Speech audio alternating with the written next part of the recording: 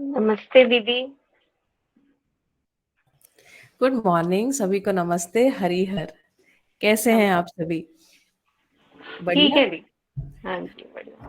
तो एक्चुअली क्या 8:30 से मैं निकलती हूँ कॉलेज के लिए, हम्म। 8:40 पे निकल जाती हूँ, है ना। तो फिर वो मैं सुनती रहती हूँ आप लोगों को। कल आप पूछ रहे थे तो फिर मैं जब तक मोबाइल निकाल कर ऑन करती फिर तब तक ऑफ हो गया था, तो मैं आज दीदी को बता दूं।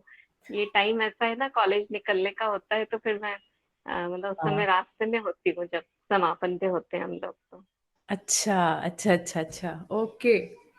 बढ़िया। वैसे दीदी बहुत अच्छे से समझ में आ रहा है आत्मा का जो अनुभव और विचार वाला जो आप लोग बता रहे हैं, पाठक सर जो बता रहे हैं, जी। वो काफी काफी क्लैरिटी हो रही है उसमें। और बहुत सारी मान्यताएं भी है जो समझ में आ रही है कि हाँ ये मान्यता थी, इसको जो है अब देखना पड़ेगा फिर से कि क्या कर रहे हैं, क्या सोच रहे हैं। तो हाँ, बहुत ही बिल्कुल। अच्छा हम लग लोग रहा है। एक सेशन में इस छोर में और दूसरे सेशन में इस छोर में बैठे हैं, है ना? बिल्कुल बिल्कुल, हाँ हाँ। तो सही बात है। ये भी बहुत। अलग सा ही अनुभव है। हाँ, कि हम हाँ एकदम ही समझ। हाँ डायबोलिकली ऑपोजिट एंड्स पे बातचीत हमारी चल रही है। है जी ना? जी, बिल्कुल बिल्कुल। सही है। हाँ, बहुत बढ़िया, पर थैंक वो यू। अच्छा लग रहा है क्योंकि उससे ना वेरीफाई कर पा रहे हैं। क्योंकि हाँ, यूएचपी में कंटेंट तो हम लोग ले चुके हैं, बट वही है, वही वाली बात है कि इन्फॉर्मेशन तो ले चुके हैं पर अभी समझ में नहीं आई है। हाँ, तो हाँ। ये काफी अच्छा एक्सपीरियंस है कि हाँ एक साथ में फिर हम वेरीफाई कर पा रहे हैं चीजों को साथ हम्म। में। हाँ, बिल्कुल, बिल्कुल। बहुत सारी बारी जैसे कल जो उन्होंने प्रश्न पूछे ना, तो मैं ये भी सोच मेरे कल ध्यान में आई बात कि हम कितना मिस इन्फॉर्म्ड हैं। जिन लोगों ने बिल्कुल। बहुत सारा सुविधा संग्रह कर लिया है, जो उन्होंने बात पूछी थी ना दीपलता दीदी ने, जो लोग भी कल के सेशन में थे। हाँ, एक जो आप मूवी है, मुझे वो पता दिखा नहीं रहे कौन सी मूवी है, नाम मुझे कल ही याद होता तो मैं बताती, पर उसमें बताया गया कि एक्चुअली ये जो आदमी बिल गेट्स है ना, उसने डॉस का डेवलपमेंट नहीं किया था, और किसी किसी और ने किया था, जिसको हैं। उसने खरीद लिया। खरीदने के बाद उसने पेटेंट कराया ना, he just made business, and out of so हाँ much guilt he was only like दे रहा था। लेकिन जो इमेज है ना लोगों की, ऐसा बनाता है मीडिया कि हम इस बात में फंस के रह बिल्कुल। जाते हैं। एक डॉक्यूमेंट्री है स्टीव जॉब्स और इनके ऊपर, हाँ, बिल कुछ गेट्स। मैंने भी सुना है कि ये तीन दोस्त मिलके करते थे, फाइनली हाँ, ही यस, टेक्स यस। ओवर। हाँ एक हाँ। और दूसरा था, बिल्कुल। वो स्टीव जॉब्स के साथ चला गया। मेरे ध्यान में वो नाम नहीं आ रहा है। जनक को पता होगी, वो डॉक्यूमेंट्री है हाँ हाँ। Where they talk about it कि ये लोग जी। कैसे एक्सप्लॉइट कर। Steve Jobs never made anything, है ना, वो केवल सेल करता था चीजें, है ना। ऐसे ही हुँ। अभी जितने भी धनपति केवल वो बेच रहे हैं, और वो जो जो लोग एक्चुअली में क्रिएटिव होते हैं, उनके काम को ले लेते हैं और अपने नाम से हाँ, पेटेंट करा के उसका बिजनेस फिर बना लेते हैं, मल्टीप्लाई करते हैं। हाँ। और उन मल्टीप्लिसिटी। लोग का बेचारों का नाम भी नहीं होता कहीं। हाँ। जनक वांट्स टू हुँ। से समथिंग, आई थिंक जनक को याद आ गया। हाँ, जनक। श्योर, श्योर, श्योर भैया, हाँ, श्योर। नमस्ते एवरीवन। नमस्ते मुझको भैया। ये याद आ रहा है कि जो बिलियनर्स है उसमें, ठीक है, वो लोग उसका प्रयोजन होता है इस वर्ल्ड में कि कहीं ना कहीं वो अच्छा भी काम करते हैं। अभी मैंने एक्चुअली इलॉन मस्क का भी देखा अभी, तो इलॉन मस्क में भी ये पाया जाता है कि वो टेस्ला जो कंपनी है वो एक्चुअली किसी ने बनाई थी। वो लोग दोनों लोग पार्टनर्स थे, हुँ। इलॉन मस्क और ये। और वो लोग ने फिर इस पार्टनर का जो क्या कि उसको कहते बिजनेस एक्यूमेंट नहीं अच्छा था, तो उसके पास से उसने शेयर ले लिए इलॉन मस्क ने। और फिर वो खुद इलेक्ट्रिक गाड़ी को बनाने लगा और आज बहुत अच्छे से वो बन गया है। और ये भी मैंने इसकी डॉक्यूमेंट्री में देखा कि ओबामा जब पावर में आया तब उसने बहुत सारी लैंड इसको फ्री में दी थी। तो उसकी वजह से वो गीगा फैक्ट्री जो है वो बैटरी की वो बना पाए। तो ऐसी बहुत सारी हेल्प से, बहुत सारा बिजनेस एक्यूमेंट से उसने सारा ऐसा डेवलप कर लिया। तो कुल मिला के अभी हम लोग देख रहे हैं कि उसने बहुत बड़ी गीगा फैक्ट्री बना ली। अब हम इंडिया में भी वो गीगा फैक्ट्री का सोच रहे बनाने के लिए। प्रयोजन ये होने वाला है कि अभी लिथियम का भी ये कुछ डिपॉजिट मिल गया है हमको इंडिया से। तो उसको हम लोग हुँ। डिग करने वाले हैं और एथनिक लोगों को हटा करके वहां पर उस लैंड के ऊपर लिथियम को माइन करके फिर यहाँ पर भी गीगा फैक्ट्री लगाएंगे। और उसकी गाइडेंस हुँ। से हम लोग यहाँ पर भी एक बहुत बड़ी बैटरी की फैक्ट्री लगाने वाले। तो मुझको ये लगता है कि कहीं ना कहीं ये थोड़ा सा गलत हो रहा है। और गलत हुँ। लोग में सब ये सब लोग, चार्मिंग लोग आकर के हमको चार्म करके लेके जा रहे हैं और एथनिक लोगों को डिस्प्लेस हो रहा है और इसे सब चीजें हो रही। तो ये सब गलत हो रहा है। मेरा ये इनपुट था। बिल्कुल, और उसका आउटपुट भी मानवता के लिए कुछ भी नहीं मिलने वाला है। सबसे बड़ी हाँ, तो ये बात अल्टीमेटली है। हाँ। क्योंकि अब लिथियम टेक्नोलॉजी अभी खत्म हो जाएगी 5-10 सालों में, उसमें कुछ और टेक्नोलॉजी आ रही है, सोडियम बेस्ड आ रहे हैं, और कुछ बेस्ड आ रही है, सॉलिड स्टेट बैटरीज आ रही है। अब ये सब चीजें नई नई आती रहेगी, तो तुमने बहुत बड़ा फैक्ट्री लगा दिया, लोगों को हटा दिया, लोगों को तो हटा दिया, वो पक्षी जो है, ट्रीज जो है वो काट दिया तुमने, है ना। डेजर्ट क्लाइमेट में भी तुम करोगे तो डेजर्ट में भी बहुत सारे एनिमल्स होते हैं, जो टर्टल्स होते हैं, जो टोटोइस होते हैं, वो और स्नेक्स होते हैं, और ऐसे से बरो करके रहते हैं नीचे, तो उसको भी हटाना पड़ता है ऐसे मौके पर, जब आप डेजर्ट में भी बिल्कुल कुछ बिल्कुल। बनाते हो। तो एवरीथिंग हैज इट्स प्लेस, तो ये थोड़ा सा देखना पड़ता है आगे कि क्या उसका इफेक्ट होता है। बिल्कुल। और ये मीडिया जो है बहुत ना, जरूरी है, क्योंकि हम लोग मतलब मानव अपनी कल्पनाशीलता में बस पैसा और फिजिकल फैसिलिटीज को लेकर ही जी रहे हैं, इसलिए उस पर पॉलिसी लेकर बड़े लेवल पे वही सब चल रहा है। तो वहां तक मतलब बात को जाना बहुत जरूरी है। जो मीडिया है ना, ठीक उसका उसका जो प्रभाव है, या जो मीडिया का काम है, जो मीडिया का रोल है सोसाइटी बिल्डिंग में, वो नहीं प्ले हो रहा है। कोई बात नहीं करता कि है ना, एक जब फैक्ट्री लगी तो उसमें क्या क्या चीजें जो हैं वो प्रस्थापित हो गई, कौन कौन से जीव जानवर पशु पक्षी, कभी थोड़ी बहुत बात करी होगी तो करी होगी। ऊपर से एडवर्टीजमेंट है ना, मुझे लगता है advertisement is a bad thing. I don't know, है ना, एक दिन हम लोग इस पर भी जन चर्चा, अभी इसके बाद है ना, ये टाइप के सेशंस पूरे हो जाएंगे, फिर हम डिस्कशन बेस्ड कुछ चर्चाएं करेंगे। ऐसी मेरी परिकल्पना में है अभी, कि जहां हम देखेंगे कि क्या क्या चीजें सही हैं, क्या क्या चीजें मानवीयता के लिए सही नहीं है। एडवर्टीजमेंट कितना सही है, किन बातों का एडवर्टीजमेंट हो सकता है ना। इस पर क्या कोई इस पर कोई जांचने की विधि हो सकती है क्या? बनेगी तो कैसे बनेगी, है ना, किन चीजों को आप एडवर्टाइज कर सकते हैं?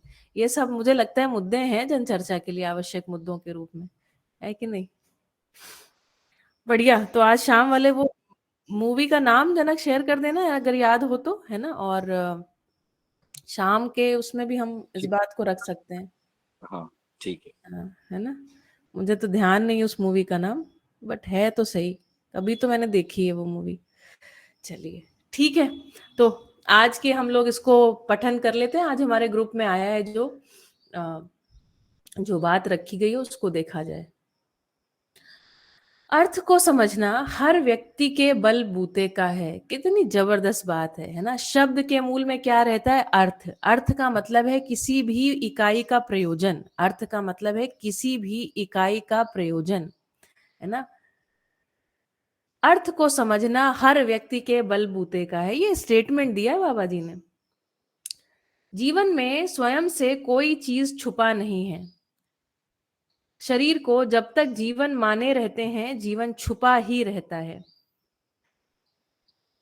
जीवन में स्वयं से कोई चीज छुपा नहीं है।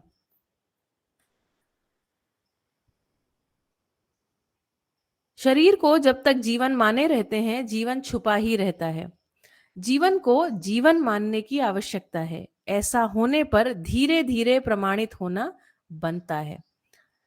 हमारे विचार, इच्छा, संकल्प की तुष्टि और प्रमाण का पहचान, इस ढंग से हम कार्य करना शुरू करते हैं।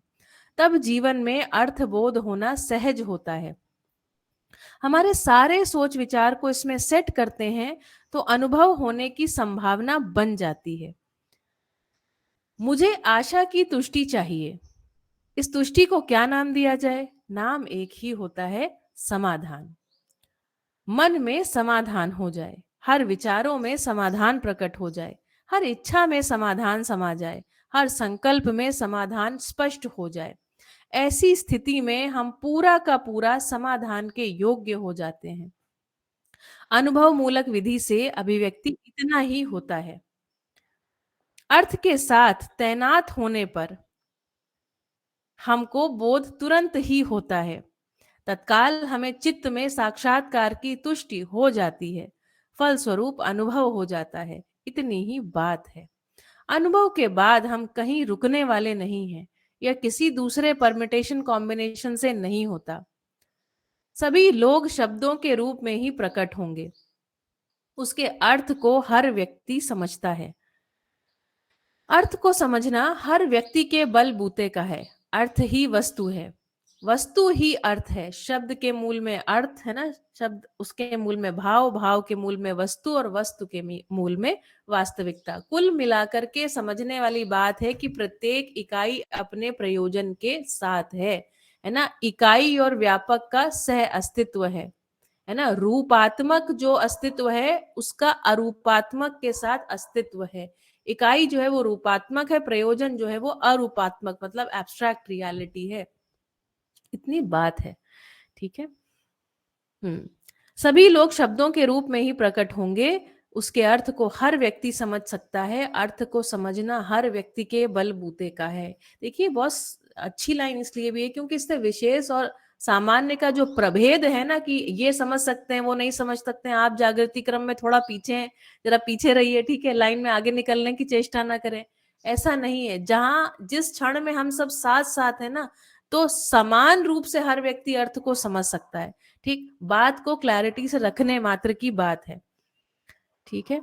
इससे बहुत प्रकार के विरोधों से मुक्ति होती है, ऐसा मेरा मानना है। मैं अपनी यहाँ पर बात कर रही हूँ, ये अर्थ जो मैं दे रही हूँ ये मेरा अपना है, इसकी जिम्मेदारी मैं लेती हूँ।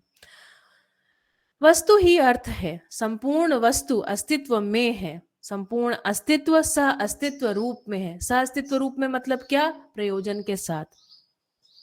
यह संपूर्ण अस्तित्व चार अवस्थाओं के रूप में प्रकट है, संपूर्ण वस्तु का नाम है। वह नाम हम सुनते हैं, नाम सुनकर अस्तित्व में वस्तु को पहचानना है, इतना ही है। मानव ने ही हर वस्तु का नामकरण किया, नाम से हर वस्तु को पहचान होता है। यह प्रक्रिया हर व्यक्ति में निहित है, केवल इस प्रक्रिया को प्रयोग करने की बात है। संवेदनशीलता के लिए प्रयोग किया, सफल हुए। अब संज्ञानशीलता के लिए इसका प्रयोग करना है और सफल होना है, इतनी ही बात है। संवेदनशीलता से हम सफल होंगे या संज्ञानशीलता से, पहले इसको भी तय कर लो। संज्ञानशीलता के लिए झक मारी है, संवेदनशीलता से अपराध मुक्त होना बनता नहीं है, अपना पराया से मुक्त होना बनेगा नहीं। ये मेरा है, ये तेरा है ना, इन विधियों से मुक्त होना बनता नहीं है, ठीक है। जब तक हम प्रयोजन को पहचान नहीं पाते है ना, कल हमारे शाम के सेशन में भी ये बात हुई थी, संबंधों में जब तक प्रयोजन स्पष्ट नहीं होता और उस प्रयोजन के साथ जीने का मन नहीं बनता है ना, बाबा जी ने कहा इस झकमारी को पहले कर लो कि ऐसे जीना है कि वैसे जीना है। यदि ये समीक्षा नहीं हुई है और थोड़ा थोड़ा लगता है थोड़ा ऐसे थोड़ा वैसे जीना है, तब तक भी कुछ घटेगा नहीं। जब तक ये नहीं समझ में आता हमें प्रयोजन के साथ जीना है, तब तक बात बनती नहीं है। जैसे कि एक माँ बाप जो है ना, नैसर्गिक विधि से बच्चे के साथ अपने संबंध को पहचान लेते हैं, तो माँ बाप, बच्चे कई बारी माँ बाप को बहुत ठीक से उनके साथ व्यवहार नहीं भी करते है ना, लेकिन चूंकि माँ बाप ने अपना ये कर्तव्य या दायित्व के रूप में पहचाने रहते हैं कि बौद्धिक और भौतिक पोषण हमें करना है, तो भले ही बच्चे कभी उनका कितना भी डिसरेस्पेक्ट कर जाते हैं, फिर भी बच्चे मतलब माँ बाप जो है ना, वो बच्चों से नाराज नहीं होते है ना, उनको कभी बहुत लगता नहीं है। और यदि बच्चा भी माँ बाप से जुड़ा होता है तो बच्चे की भी मार कुटाई होती है, पिटाई होती है, डांट लगाते हैं माँ बाप, लेकिन बच्चा भी वो सब चीज को, ये सही नहीं है, मैं यहाँ ये नहीं कह रही हूँ कि सब सही है, लेकिन बच्चे को भी कभी डिसरेस्पेक्ट जैसा फील नहीं होता। उसको पता रहता है कि हमारे भौतिक और बौद्धिक पोषण के लिए ही सारा है ना, जो मम्मी सुबह से लेके शाम तक लगी रहती है वो करते रहते हैं, तो ये सब बातों का कोई आवेश आता नहीं है ना, जबकि दूसरी जगहों में हमको ये आवेश आते रहता है। इसको भी थोड़ा सा देखिएगा, अगर आपको ये बात ठीक लगे तो बढ़िया है, ठीक है। चलिए 7:49 हो गए, पापा थोड़ी देर में आएंगे, तब तक किन्हीं को कोई प्रश्न हो, किसी को कोई बात ऐड करनी हो तो ऐड कर सकते हैं। कल के डिस्कशन में हमने क्या सीखा क्या जाना, किसी भी बात से हम चर्चा को शुरू कर सकते हैं। थोड़ा सा हमारे पास समय है अभी।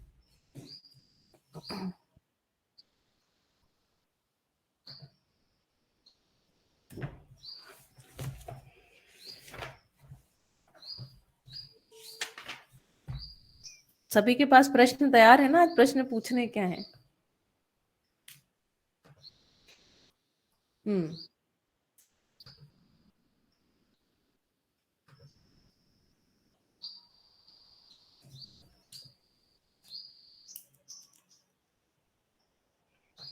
दीदी एक प्रश्न तो मेरा ये बन रहा था कि हम जब अंशों की बात कर रहे हैं तो प्रोटॉन और इलेक्ट्रॉन की बात कर रहे हैं, न्यूट्रॉन की नहीं कर रहे हैं, तो थोड़ा वहां स्पष्टता चाहिए थी। और दूसरा, जब गठनशील परमाणु गठनपूर्ण परमाणु बनता है तो एक ही अंश रहता है या एक अंश ज्यादा प्रभावी रहता है? कल पाठक दीदी की क्लास में भी थोड़ा डिस्कशन हो रहा था, तो वहाँ थोड़ा सा उन्होंने अलग से रखा था बात को, आप भी वहां पर थे, तो उसकी ओर थोड़ी स्पष्टता बन जाए। और फिर जब अगर एक अंश है अंदर, तो वो इतना प्रभावी कैसे है कि बाहर के जो परिवेशों के अंशों को नियंत्रित संतुलित रख पाता है? जब बराबर बराबर है तो थोड़ा सा यूं समझ में आता है कि ठीक है, वो संतुलित रख पाता है। उसमें दीदी ने बोला कि जब बराबर गठनशील में भी जो अंश है बराबर हैं नाभि में और बाहर, तो जो नाभि के अंश हैं उसमें भी एक प्रभावी ज्यादा होता है, ऐसा उन्होंने बोला था। ऐसा बोला थोड़ा था वहां पे। हाँ, तो अभी इसमें थोड़ी सी अस्पष्टता बनी हुई है। ये सारे प्रश्न, हाँ सॉरी, ये सारे प्रश्न भैया आप रखिएगा। दो तीन बातों की स्पष्टता मेरी है वो रख देती हूँ। पहले तो अस्तित्व में ना कुछ प्लस माइनस जैसा नहीं है, ऐसी कल्पना नहीं है कहीं पर। जैसे ये कल्पना विज्ञान की कल्पना है, इलेक्ट्रॉन प्रोटॉन न्यूट्रॉन वाली जो कल्पना है, तो मेरे हिसाब से, मेरी जहां तक समझ है, अस्तित्व में सारे अंश एक समान है, उनमें कोई प्लस माइनस जैसी बात नहीं है। स्वयं स्फूर्त आकर्षण है ना, स्वयं स्फूर्त आकर्षण है। मतलब ये जो ऊर्जा में डूबे भीगे रहने मात्र से है ना, या व्यापक सत्ता में होने मात्र से, देखिए एक बहुत अच्छी बात आपको और बताती हूँ। इंग्लिश में, हिंदी में कैसे बोलेंगे, वर्तुलात्मक और घूर्णन गति। वर्तुलात्मक किसको बोलते हैं, ये जो ये करते हैं घूर्णन, मतलब स्पिन ना, स्पिन को revolution and rotation, revolution and rotation दीदी। हाँ नहीं, रिवॉल्यूशनरी मूवमेंट एंड रोटेशनरी, घूर्णनात्मक मतलब एक अपने ही धरी पे घूमना, और वर्तुलात्मक मतलब वही रिवॉल्यूशनरी। हिंदी में कैसे वर्तुलात्मक मतलब जब चक्कर काटने लग जाता है, चक्कर काटते हैं, हाँ, रोटेशन, उसको रोटेशन बोल रहे हैं। हाँ, और घूर्णन मतलब अपनी अक्ष के चारों तरफ घूमता है, ऐसा ना, उसको रिवॉल्यूशन बोल रहे हैं। हाँ हाँ हाँ, तो वही इंग्लिश में तो ठीक है, हिंदी में वो कनेक्ट करना मेरे को पड़ता है। तो यहाँ पर ये जबरदस्त एक बात है, वास्तव में वर्तुलात्मक गति जैसा कुछ है नहीं, उसके लिए अलग से प्रयास नहीं होता है। एक जो अंश होता है वो घूर्णन गति करते ही रहता है ना, उसमें कंपनात्मक गति अपने आप होती है और घूर्णन गति भी अपने आप ही होती है। जैसे ही वो किसी दूसरे जैसे वो किसी दूसरे अंश को उसकी एक निश्चित सीमा में आता है ना, निश्चित एक दूरी में आता है, वो पहचानने के फलस्वरूप ही वर्तुलात्मक गति करने लग जाता है। तो वर्तुलात्मक गति अलग से कोई गति नहीं है। ये बात चमकी आपको? हाँ जानकी दीदी, यस, कुछ ऐड करना चाहते हैं जी? हाँ दीदी, मैंने मेरे अभ्यास में ये ऐसे मुझे लगता है, पता नहीं कंफर्म है क्या, बट जो अंश है ना उनका पोजीशन के ऊपर उनका एक्शन डिपेंड रहता है। मीन्स वो जिस पोजीशन में जाता है ना, वैसे उधर का जो व्यवस्था है उस तरह से बिहेव करते हैं, ऐसे मैंने पकड़ा। ऐसा ही है, ऐसा ही है। जैसे सारी सेल्स हमारी बॉडी में है तो एक जैसी, जो हार्ट में है वो हार्ट वाला काम कर रही है, जो आईज में है वो आईज वाला काम कर रही है। तो ऐसे सेल्स के रूप में सब समान है, लेकिन जो चीज जहाँ है, स्थिति मैटर्स, स्थिति इज ऑल दैट मैटर्स है ना, मैटर इज इन स्थिति, ऐसा ही प्लेसमेंट का बहुत प्रभाव रहता है ना, प्लेसमेंट का इसलिए बोली मैं, हाँ ऐसा ही है, पोजीशनिंग है ना। ऐसा है, ठीक है ना। कृष्ण भैया के प्रश्न अच्छे हैं, बाकी लोग भी अपने प्रश्न सोच लीजिए कि आज क्या प्रश्न पूछने। कई बार क्या होता है, प्रश्नों को भी पूछने में ना अलग अलग व्यक्ति का ध्यान अलग अलग जगह जाता है, तो जब हम साथ में होते हैं ना तो बहुत सारा लाभ मिलता है एक दूसरे से भी, है ना। तो ठीक है, और किसी के कोई प्रश्न है? मम्मी कह रही कार्य संकेत, कार्य संकेत को ग्रहण करने की क्षमता रहती है हर एक इकाई में, एक एक अंश ताकतवर है उस हिसाब से,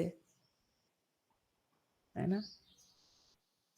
गजब है, क्योंकि ऊर्जा सभी को उपलब्ध है, इसे एक ही मतलब एकदम समान स्तर से, तो उसके स्थिति के हिसाब से, वो पात्रता के हिसाब से ग्रहण होता है, तो हमारे में वो हम सूत्रित कर सकते उसी बात को परमाणु से लेके अपने तक, कि अपनी समझदारी है तब तक ही हमें मतलब पात्रता है उतना ही ग्रहण होता है, और उसके हिसाब से रिफ्लेक्ट होता है प्रत्यावर्तन परावर्तन। तो वो भी एक अपने में जांचने का तरीका हम लोग कर सकते हैं, है ना? सही है, सही बात है। बढ़िया। और कोई लोग कोई अच्छी बात बताएं, यदि प्रश्न नहीं है तो कोई अच्छी बात जो आपके साथ घटी हो या आपका ध्यान गया हो कहीं पर, बताइए। 5 मिनट और हैं अपने पास।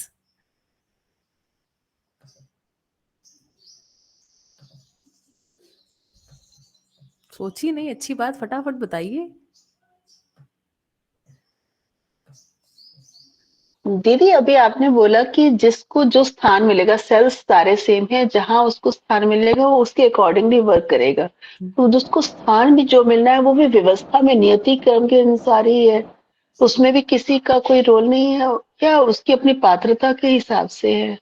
नहीं नहीं, पात्रता क्या है, सब चीजें व्यवस्था में, आप मतलब हाँ, इसमें कोई, मतलब व्यवस्था के हिसाब। हाँ इसमें दीदी कोई ये नहीं छोटा बड़ा वाली स्थिति तो नहीं है ना आपके मन में?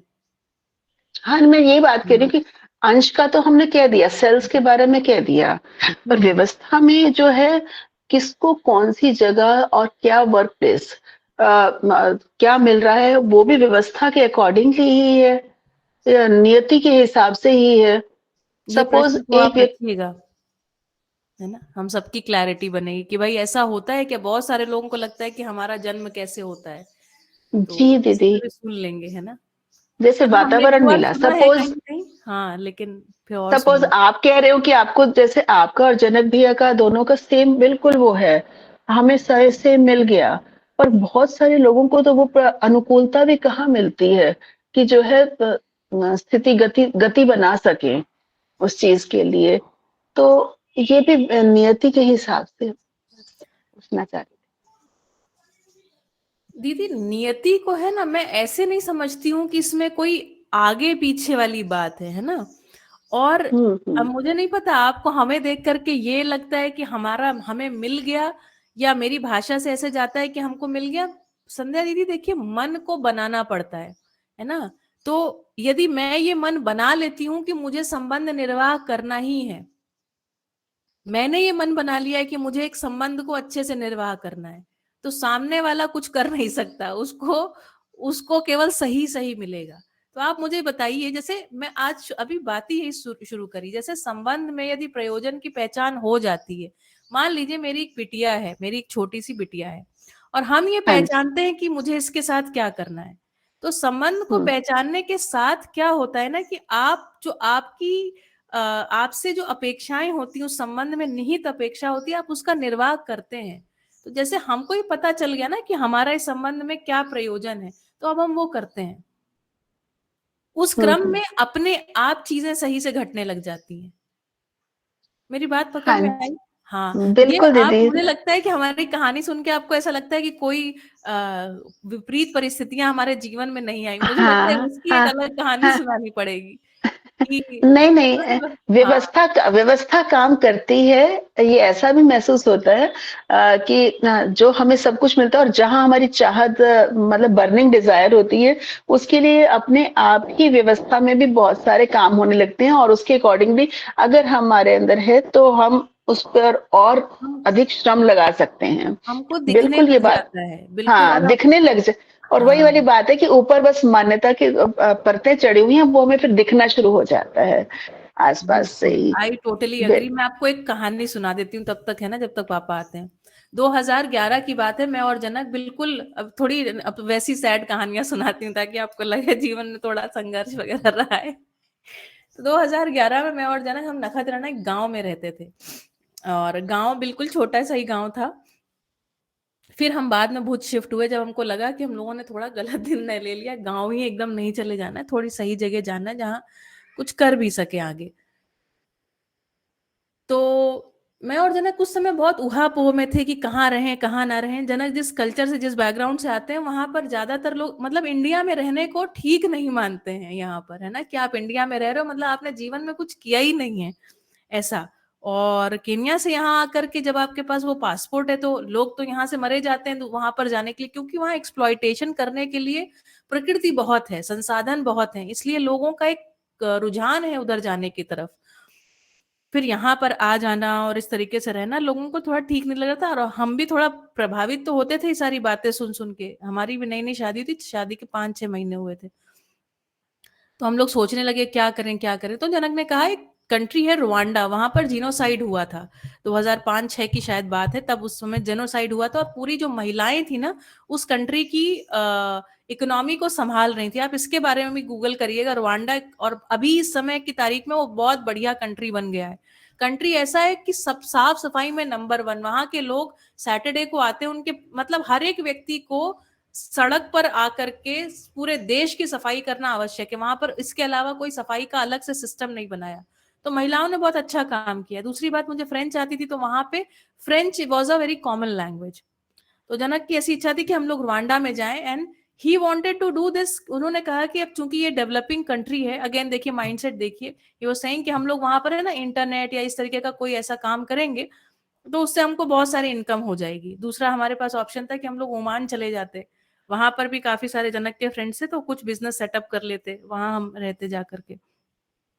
और हमारा डिस्कशन हुआ, लंबा डिस्कशन, हम लोग 6-6 घंटे बैठ के 2 ही लोग डिस्कशन करते रहते थे।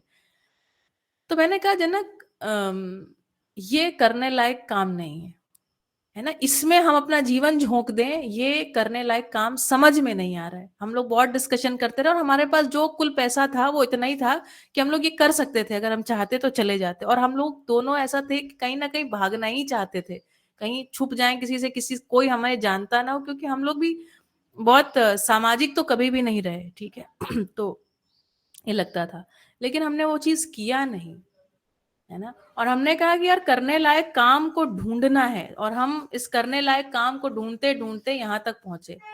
अभी स्थिति ये है कि सुबह से शाम तक बस यही काम करते हैं, है ना, क्योंकि अब हमको ये लगा कि यही करने लायक काम है। तो ऐसा है ना। और जीवन पिछले कई वर्षों में बहुत संघर्षों से गुजरा है ना, हर रोज एक संघर्ष है। जैसे किसी को यही पता चलता है कि आप यही कर रहे हैं तो उसको भी बड़ा अजीब लगता है, ये कैसे होने लग गया, ये कैसे आप कर रहे हो, सुबह से शाम तक यही काम कर रहे हो, ठीक है, अपने घर में खाना बनाया खाया फिर यही करने लग गए, तो उनको अजीब लगता है। लेकिन हमें नहीं लग रहा, हम उस समय भी फ्लो में थे, आज भी फ्लो में, हमको आज अंदर से यही लग रहा है कि यही बात है, यही करेंगे, ठीक है। चलिए, हमें तो भी दीदी ऐसे फिर लगने फिजिकल लगा है, फैसिलिटी सुबह के की लिए क्या क्लास करते हैं? दोपहर की शाम की क्लास अटेंड करते हैं, इसी में हमारा दिन जा रहा है, शालिनी दीदी के साथ ही रह रहे हैं। हाँ, तो बस यही है, करने लायक जो काम है उसको करो, जो कहने लायक बात है उसको कहो। अगर ये नहीं किया तो किया क्या भाई फिर जिंदगी में। मैं हमेशा सोचती हूँ जब मौत का वो आखिरी दिन आएगा तो ऐसी चैन की आखिरी सांस मेरी चैन की सांस होनी चाहिए, है ना। यदि और वो आखिरी सांस अभी भी हो सकती है, कभी भी हो सकती है, जब भी हो चैन की सांस हो, है ना। तो चैन की सांस कैसे हो, बस हर क्षण चैन की सांस लेनी है, तो हर क्षण चैन की सांस के लिए इतना ही है। आपको भी सल्यूट है ना, यहाँ बैठे हर एक व्यक्ति को सल्यूट है। आप देखिएगा साल भर में कितनी अच्छी सबकी स्थिति बनेगी और सब कितना कंट्रीब्यूट करेंगे। We are shifting from consumer mindset to contributor mindset. ये छोटी बात नहीं है ना, ये छोटी बात नहीं, हम बहुत बड़ा शिफ्ट ला रहे हैं ना। जब इतिहास लिखा जाएगा तो उस इतिहास में लोग कहेंगे कि एक समय था जब ये शिफ्ट हुआ, कुछ लोग आगे बढ़े, उन्होंने ये शिफ्ट को किया, हम वही लोग हैं, है ना। चलिए ठीक है, बढ़िया, धन्यवाद। पापा आ गए हैं और भी कई लोग ज्वाइन कर चुके हैं, तो हम लोग आज का जो सत्र है जीवन क्रिया विशेष उसको शुरू करते हैं। ठीक है पापा जी, आपका स्वागत है। आपका वीडियो माइक ऑन कर लीजिए। प्रश्न तैयार हैं, कृष्ण भैया प्रश्न करेंगे जी। जी नमस्ते भैया।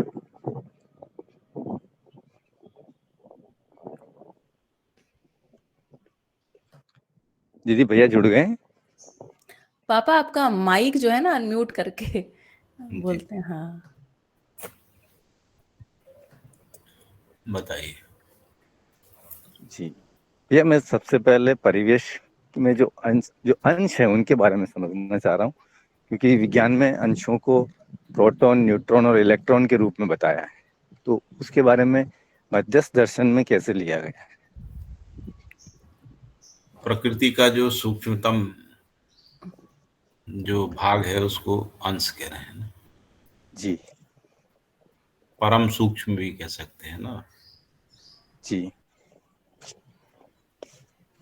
उसको अंश कह रहे हैं।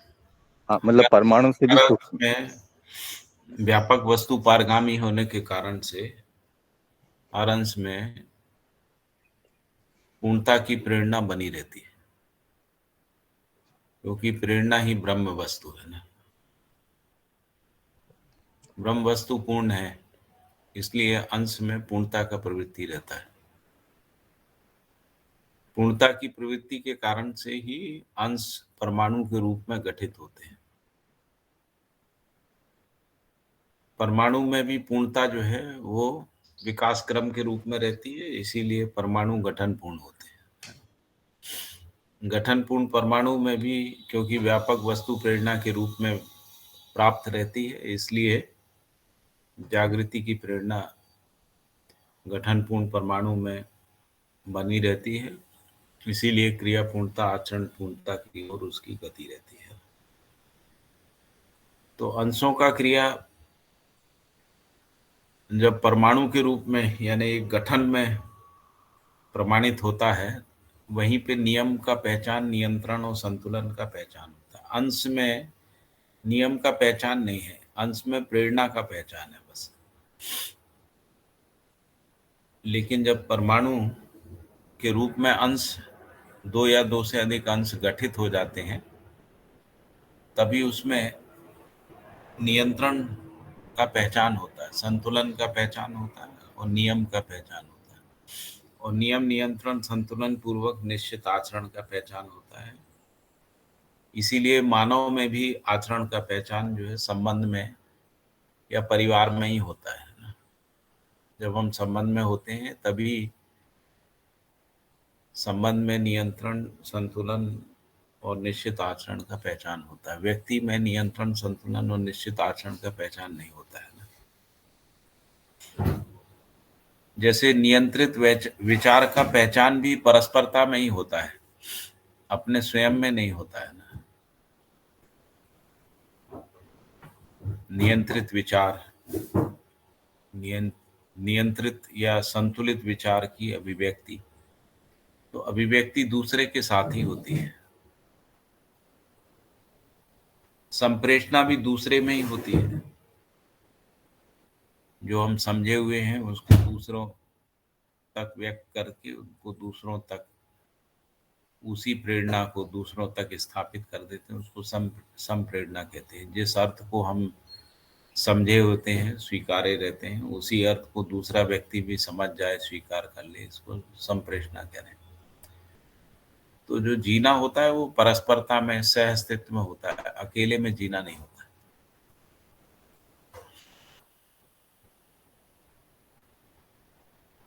तो वैसे ही एक अंश में जो आचरण का प्रकटन है वो परमाणु में होता है।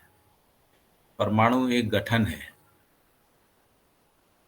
गठन दो या दो से अधिक अंशों के रूप में रहता है। सारे परमाणुओं में जो गठन है कुछ केंद्रीय अंश और परिवेशी अंशों के रूप में रहता है।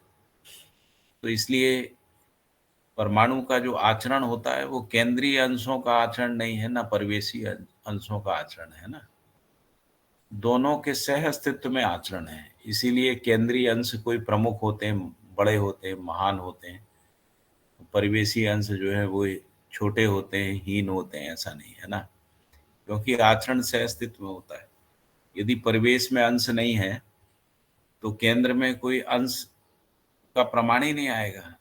परिवेशी अंश ही केंद्र के होने को प्रमाणित करते हैं, है ना। केंद्र ही परिवेशी अंशों को प्रमाणित करता है। दोनों के सह अस्तित्व में आचरण होता है ना, जिसको परमाणु का आचरण कहते हैं। जैसे संबंधों में भी इसको देख सकते हैं। जैसे पुत्र पुत्री से माता पिता जो है उनका होना प्रमाणित होता है। माता पिता के होने से पुत्र पुत्री का होना प्रमाणित होता है। इसलिए माता पिता श्रेष्ठ हैं और पुत्र नेष्ठ हैं, या पुत्र पुत्री श्रेष्ठ हैं, माता पिता नेष्ठ हैं, है ना। ऐसा नहीं होता है ना, क्योंकि दोनों का सम्मिलित आचरण माता पिता पुत्र पुत्री का है ना। माता पिता का आचरण पुत्र पुत्री के सह अस्तित्व में है, पुत्र पुत्री का आचरण माता पिता के सह अस्तित्व में है। इसलिए सह अस्तित्व में आचरण होता है, आचरण व्यक्तिवादी नहीं होता है ना। व्यक्तिवादी मानना ही भ्रम है, जिसको हम लोग व्यक्तिवादी आचरण मान लेते हैं। व्यक्तिवादी आचरण ही संबंध की अस्वीकृति है, और क्योंकि अस्तित्व सह अस्तित्व है, इसलिए संबंध की अस्वीकृति पूर्वक आचरण का, मानवीयतापूर्ण आचरण का प्रकाशन नहीं हो पाता है। तो मानवीयतापूर्ण आचरण का प्रकाशन सह अस्तित्व पूर्वक ही होता है ना। संबंध की स्वीकृति पूर्वक, संबंध में मूल्यों की स्वीकृति और उसकी अभिव्यक्ति, संप्रेषणा प्रकाशन के रूप में सभी संबंधों में मानवीयतापूर्ण आचरण प्रमाणित होता है। ठीक है, मैंने दोनों की बात बता दी आपको, परिवेशी अंश और केंद्रीय अंश। अंशों में प्रवृत्ति है ना, अंशों में प्रवृत्ति का कारण अंशों का सत्ता में संपृक्त रहना। ब्रह्म, जिसको ब्रह्म ही प्रेरणा है, ब्रह्म की प्रेरणा के कारण से परमाणु में प्रवृत्ति पूर्णता की, परमाणु अंशों में पूर्णता की प्रवृत्ति है। पूर्णता के कारण से उनमें गति है, गठन की ओर गति को प्रवृत्ति के रूप में पहचाना है। परमाणु में जो गति है वो गठन पूर्णता की ओर है। गठन पूर्णता की ओर जो परमाणु की गति है उसी को विकास क्रम कह रहे हैं। विकास वस्तुतः परमाणु में ही होता है। बाकी जिसको पदार्थावस्था से प्राणावस्था, ज्ञानावस्था तक हम जो कह रहे हैं वो विकास की लाक्षणिकता है ना। तो विकास की लाक्षणिकता विकास नहीं है, क्योंकि पेड़ पौधे मट्टी में बदल जाते हैं ना। तो इसलिए पेड़ पौधे विकास के अग्रिम सोपान में ही प्रमाणित नहीं होता है। जैसे मानव शरीर भी मरने के बाद मट्टी में बदल जाता है, इसलिए मानव शरीर जो है वो विकास के रूप में प्रमाणित नहीं होता। परमाणु ही गठन पूर्णता पूर्वक विकास के रूप में, क्योंकि गठन पूर्णता के बाद उसकी निरंतरता होती, तो विकास के बाद उसकी निरंतरता के रूप में विकास का प्रमाण है। तो भैया पदार्थ अवस्था से प्राणावस्था, प्राणावस्था से जीव अवस्था और जीव अवस्था से जो ज्ञान अवस्था है, इसको तो हमने विकास क्रम विकास बोला है। इसको हमने विकास की आप लाक्षणिकता इसको लाक्षणिकता बोल। हाँ, बाबा जी ने भी लाक्षणिकता ही बोला है इसको। इसीलिए परमाणु में विकास एक मतलब लक्षण है, लक्षण है विकास का। विकास एक लाक्षण, निरंतरता नहीं है अच्छा। विकास की, है ना। जैसे शरीर की निरंतरता नहीं है ना, पेड़ पौधों की निरंतरता नहीं, हाँ। इसलिए विकास तो निरंतरता के अर्थ में होगा ना। हाँ, जिसमें वापस पीछे जाना नहीं हो उसी को विकास। हाँ, उसी को विकास। जिसमें पीछे जाना वापस नहीं होता उसी को हम विकास कर रहे हैं। तो उस अर्थ में ये लक्षण है क्या? हाँ, उस अर्थ में लक्षण। ऐसा ठीक। तो भैया मेरा क्वेश्चन फिर थोड़ा नहीं बताया गया, प्रोटॉन न्यूट्रॉन और न्यूट्रॉन, उसको समझ सकते हैं कि भाई प्रोटॉन जो है पॉजिटिव है, इलेक्ट्रॉन जो है नेगेटिव है, और न्यूट्रॉन जो है वो न्यूट्रल है। ये कहीं मध्यस्थ दर्शन में जो प्रस्ताव है उससे जुड़ता है, या ये थोड़ा विज्ञान में अलग है और मध्यस्थ दर्शन में कुछ अलग बात कही गई? क्योंकि ऐसा बोल रहे हैं कि अंशों में कोई पॉजिटिव नेगेटिव नहीं होता है, वो प्रभाव के रूप में हो सकता है। यदि आप केवल अंश को देखेंगे, है ना, परमाणु से अलग किसी अंश को देखेंगे, तो सभी अंश जो है वो ऊर्जित रहते हैं, ऊर्जा संपन्न रहते हैं जी। उसमें नेगेटिव पॉजिटिव कुछ नहीं होता। तो फिर वो अट्रैक्शन और डिस्ट्रैक्शन, अट्रैक्शन डिस्ट्रैक्शन को कैसे समझेंगे? पता नहीं ना, वही आगे की बात है। परिवेशी अंश में कम ज्यादा होते हैं, उसके कारण से आकर्षण आकर्षण और आकर्षण से दूर, है ना, क्या बोलेंगे उसको, आकर्षण निराकर्षण या प्रत्याकर्षण। आकर्षण निराकर्षण। तो एक अपनी ओर आकर्षित करना, एक अपने से दूर है ना, जैसे चुंबक, विकर्षण, विकर्षण, विकर्षण, निराकर्षण नहीं, विकर्षण। विकर्षण। हाँ, तो जब परिवेशी अंशों में केंद्रीय अंशों की तुलना में अंश कम होते हैं, उस स्थिति में वो अपनी ओर आकर्षित करता है, जब ज्यादा होते हैं तो आकर्षित होता है ना, ऐसा। आकर्षण विकर्षण को नेगेटिव पॉजिटिव बोल रहे हैं, जैसे चुंबक में नेगेटिव पॉजिटिव बोलते हैं, जैसे हम पृथ्वी में नॉर्थ पोल साउथ पोल को कह रहे हैं ना। चुंबक में बोलते हैं लेकिन ना वो तो कि समान को विकर्षित करता है, आसमान को आकर्षित करता है, ऐसा। लेकिन वो हाँ तो जी, बराबर होते ना भैया। जो नाभिकीय अंश हैं और परिवेशी अंश हैं वो तो संख्या में बराबर बराबर होते हैं। नहीं रहते ना, बराबर तभी रहते हैं, बराबर नहीं होते, कभी कम ज्यादा ही रहते हैं।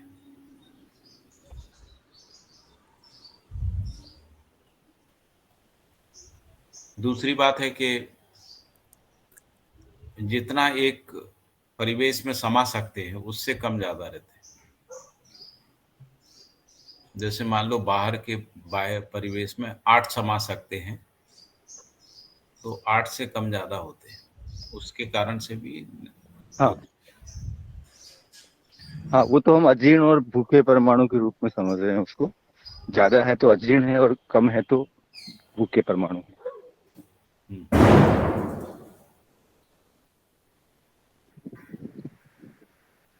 और फिर जो गठन पूर्ण परमाणु है उसमें तो नाभिकीय अंश एक ही है। हाँ, लेकिन और परिवेशी परिवेश में ज्यादा बोलिए आप। परिवेश में ज्यादा है और नाभिकीय अंश एक ही है। तो फिर संतुलन नियंत्रण को कैसे समझेंगे वहां पे? दूरी के अनुपात में उन दोनों के बीच में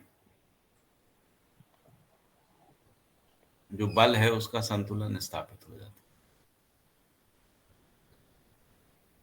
लेकिन है। भैया हर जब बराबर बराबर हैं का तो बल होता है ना, और बल का प्रभाव क्षेत्र होता है।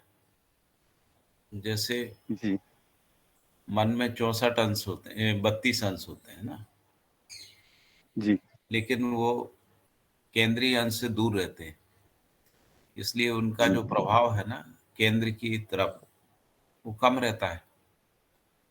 बुद्धि में सर्वाधिक होता है, बुद्धि में, और सबसे ज्यादा बल जो है वो केंद्र में रहता है। तो केंद्र के बल की तुलना में परिवेशी अंशों के बीच में संतुलन स्थापित हो जाता है।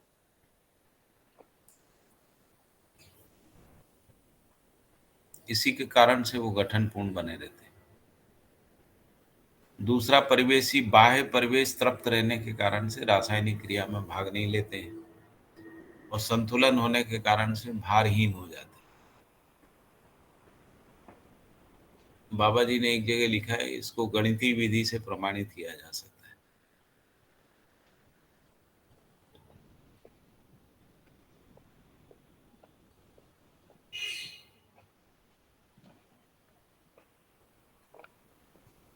और बताइए। कल एक सेशन में ये बात चल रही थी तो वहां पर ये आया था कि गठनशील परमाणु में भी जो नाभिकीय अंश हैं और परिवेशी अंश बराबर होते हैं, लेकिन नाभिकीय अंश में भी एक ही प्रभावी रहता है, डोमिनेटिंग रहता है, बाकी नहीं रहते हैं, ऐसा कुछ पूरा।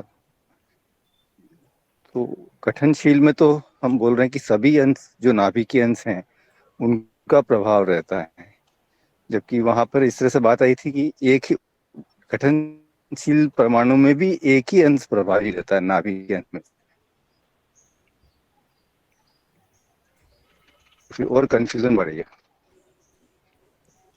नहीं, आई थिंक ऐसा था, एक ही जो है वो मध्यस्थ रहता है, ऐसा मध्यस्थ मतलब एक के कारण ही, एक प्रभावी रहता है जिसके कारण से बाकी सारे वो रहते हैं, उसके पास में रहते हैं।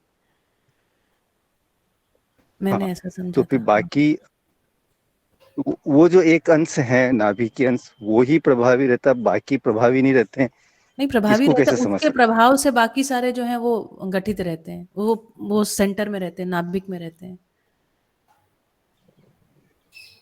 नहीं, नाभिकीय अंश परिवेशीय अंशों को संतुलन नियंत्रण में रख पाते हैं, ये तो समझ में आता है, लेकिन नाभिकीय अंश ही बाकी नाभिकीय अंशों को संतुलन नियंत्रण में रखता है, भैया ये बात कौन फिर से स्पष्ट नहीं।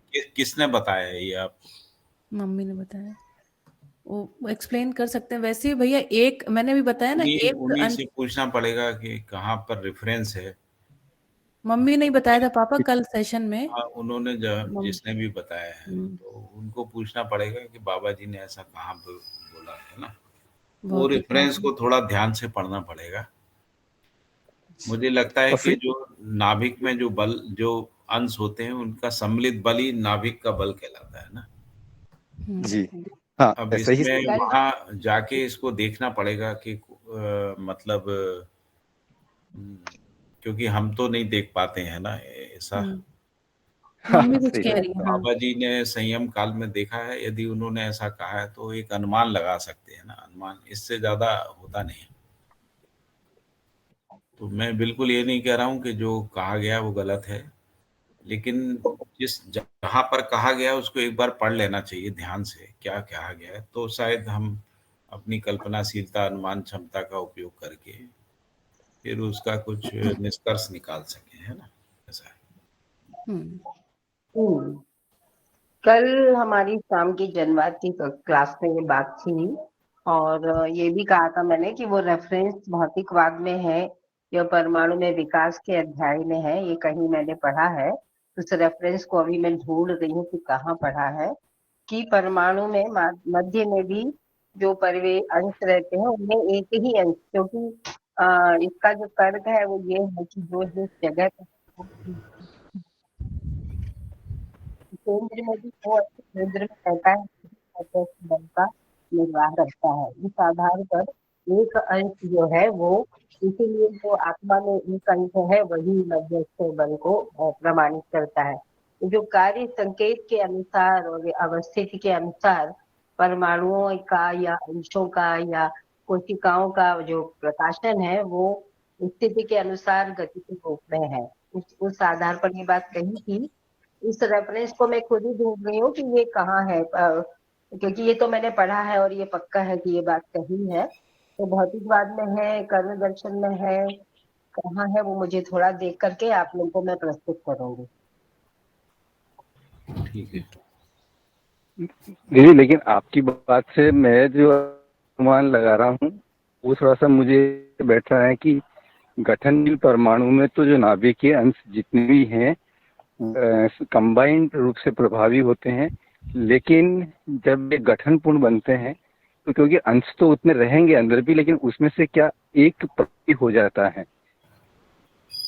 नहीं, मैं केवल ये कह रहा हूँ, ऐसा थोड़ा इसको हम केंद्रीय बल कह रहे हैं। परमाणु में केंद्रीय बल तो जो केंद्र में है उसका ही बल होगा ना, तो केंद्र में एक है या एक से अधिक है उनको ही केंद्रीय बल कहेंगे। जैसे जीवन परमाणु में एक है तो केंद्रीय बल जो है वो आत्मा ही है ना, ठीक है ना। तो लेकिन भैया जब गठनशील में जब नाभिकीय अंश जो जितना भी नंबर है गठनपूर्ण बनने के बाद वो एक कैसे रह जाता है, बाकी कहाँ चले जाते हैं? परिवेश में आ जाते हैं।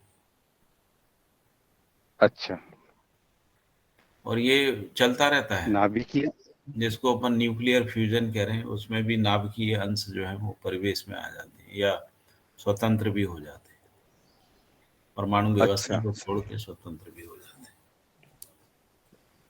उसी को रेडिएशन कह रहे हैं। रेडिएशन का मतलब ये है कि जो अंश परमाणु की व्यवस्था से स्वतंत्र होके, और क्योंकि डिसऑर्डरली होते हैं इसीलिए जिस भी परमाणु में जाते हैं उसमें डिसऑर्डर क्रिएट करते हैं, उसी को रेडिएशन कह रहे हैं। जिस भी व्यवस्था में समा जाते हैं, यदि मान लीजिए किसी प्राण कोशा में परमाणु में जाके समा जाते हैं तो प्राण कोशा में डिसऑर्डर को क्रिएट कर देते हैं। फिर वो न्यूट्रलाइज होने में टाइम लगता है, क्योंकि अस्तित्व से अस्तित्व है, इसलिए अस्तित्व में न्यूट्रलाइज होने की, है ना, सामान्य होने की क्रिया। जैसे अपन किसी वस्तु को गर्म करते हैं, उसको छोड़ देते हैं, वो सामान्यता में आ जाती, तो सामान्य होने का प्रवृत्ति जो है सहअस्तित्व में रहती है। जैसे हमको गुस्सा आता है, यदि हम सबके बीच में आ जाते हैं तो गुस्सा जो है सामान्य होने लगता है ना। सामान्य होने का मतलब आपका संतुलन से है ना? हाँ, संतुलन से, स्वभाव गति हाँ, से भी तो है। ये अभी जो आपने जो अभी रखा ये थोड़ा कनेक्ट हुआ भैया मेरे को तो। बाकी तो और फिर रेफरेंस जो बता रहे हैं वहाँ देखेंगे। बाकी आपने ये जो अभी रखा है कि समझ नहीं पाता देखिए देखिए, परिकल्पना तो यही होती है कि यदि मान लो केंद्र में कोई अंश है तो रैंडम थोड़ी होंगे, वो भी किसी ऑर्डर में ही होंगे, है ना। जैसे मान लीजिए केंद्र में एक से अधिक अंश हैं, जब वो ऑर्डरली अरेंजमेंट होगा, है ना, गठन होगा, तो उनके केंद्र में भी कोई ना कोई तो रहेगा। जैसे मान लीजिए कि 10 अंश है या 25 अंश है, 15 अंश है, तो 15 अंश रैंडमली नहीं होंगे, है ना, वो भी गठन में ही होंगे, है ना। गठन से मतलब एकत्रित होंगे, पास होंगे। जब वो पास होंगे तो उनके केंद्र में कोई एक तो रहेगा ही, है ना, केंद्र में, है ना, ऐसा है। तो इसी ये तो व्यवस्था का पार्ट है। परिकल्पना तो यही बनती है, लेकिन फिर भी हमको रेफरेंस देखना चाहिए ना, जो रेफरेंस है, क्योंकि हम लोग तो संयम काल में जाके देखा नहीं है ना हमने एक्सपेरिमेंट किया है। हम अनुमान क्षमता का उपयोग कर सकते हैं ना। अनुमान क्षमता जो है, जिन्होंने एक्सपेरिमेंट किया है और जिन्होंने अनुसंधान विधि पूर्वक जो है अध्ययन किया है, उन दोनों के योगफल में ही अनुमान क्षमता का उपयोग हो सकता है ना। अनुमान पूर्वक ही अध्ययन होता है। अध्ययन में अनुमान क्षमता का विस्तार ही अध्ययन है, जिसको हम लोग कह रहे हैं।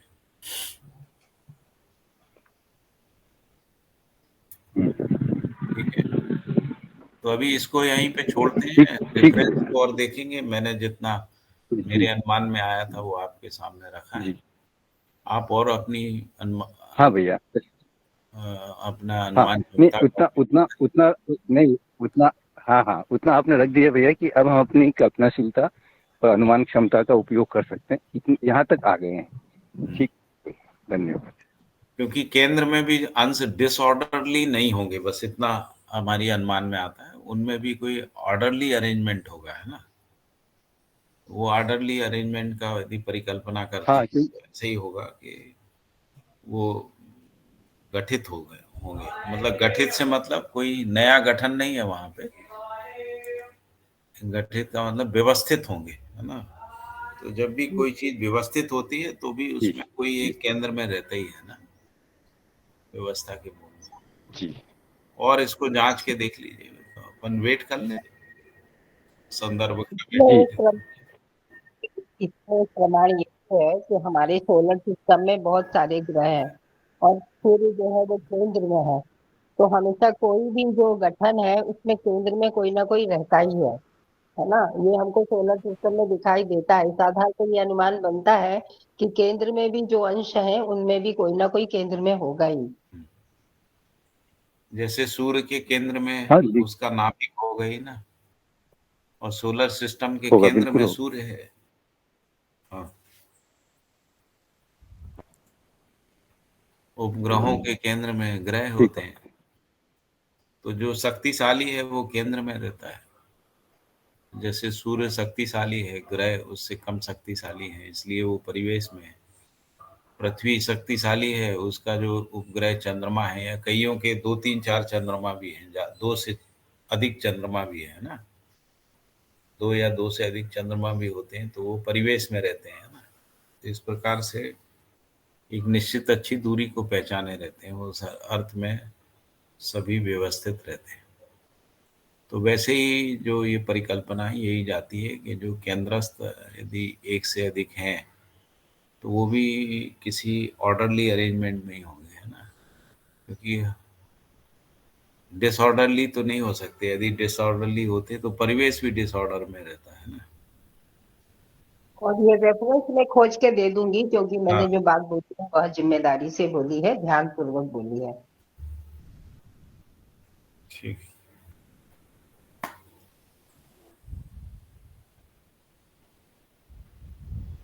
बढ़िया। और कोई प्रश्न किसी का हो तो? कृष्ण भैया, आपके प्रश्न पूरे हो गए सभी? हाँ दीदी, एक्चुअली मेरे प्रश्न परमाणु और अंशों से संबंधित ही थे। हाँ, बाकी आगे ठीक है। अन्य तो कोई किसी का परिवार में प्रश्न यदि है? समझना है तो परिवार व्यवस्था में या परिवार मूलक स्वराज व्यवस्था में इसको समझा जा सकता है। जी, समझाइए इस बात को भी।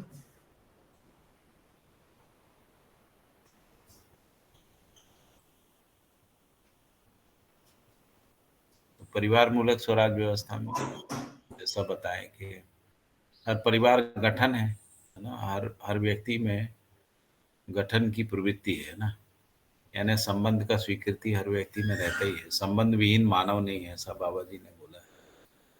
जैसे अंश भी स्वतंत्र रूप में नहीं मिलते, अंश किसी ना किसी परमाणु में ही मिलते हैं ना। क्यों मिलते हैं? क्योंकि सह अस्तित्व यानी जिसको अपन सुबह के सेशन में हम बता रहे थे कि जो बाबा जी लिखा है कि विराट का प्रेरणा अंश ग्रहण किए रहते हैं ना, या उनमें विराट की प्रेरणा ग्रहण करने का में प्रवृत्ति रहता है ना, ऐसा। तो वैसे ही हर व्यक्ति में संबंध पूर्वक जीने का प्रवृत्ति रहता है ना, ठीक है।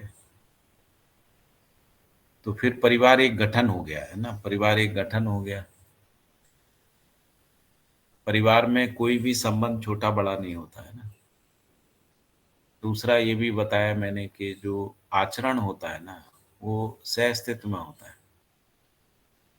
जैसे परिवार यदि एक सह अस्तित्व है, जैसे परमाणु में कुछ अंशों के सह अस्तित्व में परमाणु का आचरण होता है ना, उसी प्रकार से परिवार के सह अस्तित्व में परिवार का आचरण होता है। परिवार के सह अस्तित्व में परिवार का आचरण रहता है ना। तो आचरण जो है उसी को नियंत्रण, संतुलन है ना, और निश्चित क्रियाकलाप के रूप में, निश्चित और स्थिर क्रियाकलाप के रूप में हम लोग जो है आचरण कह रहे हैं। मध्यस्थ दर्शन के अनुसार उसको हम आचरण कह रहे हैं ना। तो आचरण सह अस्तित्व में रहता है, व्यक्ति में समझ रहती है या आचरण का स्वीकृति रहती है, दोनों बातें रहती है। जैसे धीरता की स्वीकृति होना और धीरता का आचरण होना दो अलग अलग चीजें हैं ना। धीरता का आचरण जो है वो परस्परता में होता है, और उस परस्पर आचरण में जो तृप्ति होती है वो धीरता की स्वीकृति के रूप में जीवन में होती है। इसी प्रकार से न्याय का आचरण है। न्याय का आचरण परस्परता में होता है। न्याय के आचरण में जो सुख होता है या जो तृप्ति होती है उसका स्वीकृति जीवन में न्याय की स्वीकृति के रूप में रहती है ना।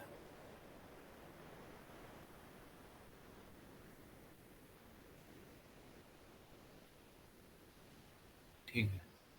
तो परिवार मूलक स्वराज व्यवस्था में यदि परिवार मूलक स्वराज व्यवस्था को हम एक गठन के रूप में देखें, अखंड समाज के रूप में देखें, तो उसके केंद्र में विश्व परिवार है ना। उसके केंद्र में विश्व परिवार है। विश्व परिवार में जो दिव्य मानव है, दिव्य मानवों का प्रेरणा जो है उन्हीं को आप्त पुरुष कह रहे हैं। आप्त पुरुष का प्रेरणा ही जागृत मानव परंपरा में प्रवाहमान बना रहता है ना, या उससे प्रेरित बने रहते हैं। इसी प्रकार तभी जो है अखंड समाज बनता है। ऐसा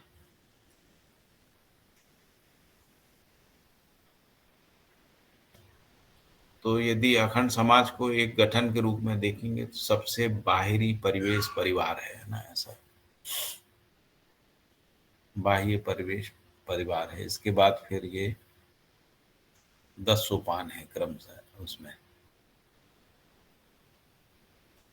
विश्व परिवार से प्रेरित होता है तो वो प्रधान राज्य परिवार होता है। प्रधान राज्य परिवार से प्रेरित जो है वो विश्व राज्य परिवार है। इसी क्रम में परिवार तक आते हैं। परिवार की प्रेरणा जो है वो परिवार समूह होता है।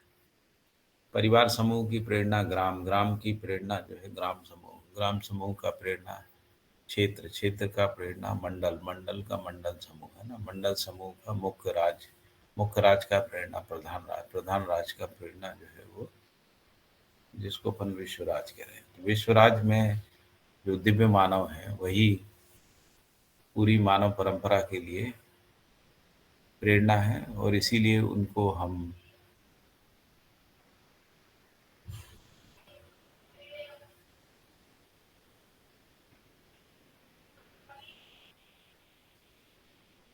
इसीलिए दिव्य मानव का जो आचरण है वो कहा कि पद मुक्ति है ना, पद मुक्ति है, क्योंकि जो आत्मा का आचरण है ना वो सम विषम से मुक्त है। तो सम विषम से मुक्त आचरण दिव्य मानवों का आचरण है, जो ऐष्णा त्रय से भी मुक्ति है ना। इसी को पूर्ण निराकर्षण करें। पूर्ण निराकर्षण के रूप में दिव्य मानव होते हैं, मतलब वो किसी धर्म, जाति, संप्रदाय, मत, पंथ, वर्ग, इसके लिए कार्य नहीं करते हैं ना। सर्व के अर्थ में, सर्व को प्रेरित करने के अर्थ में, है ना, निरंतर आचरणशील रहते हैं। इसलिए वो सम विषम के प्रभाव से मुक्त रहते हैं, जबकि परिवार सम से प्रभावित रहते हैं ना।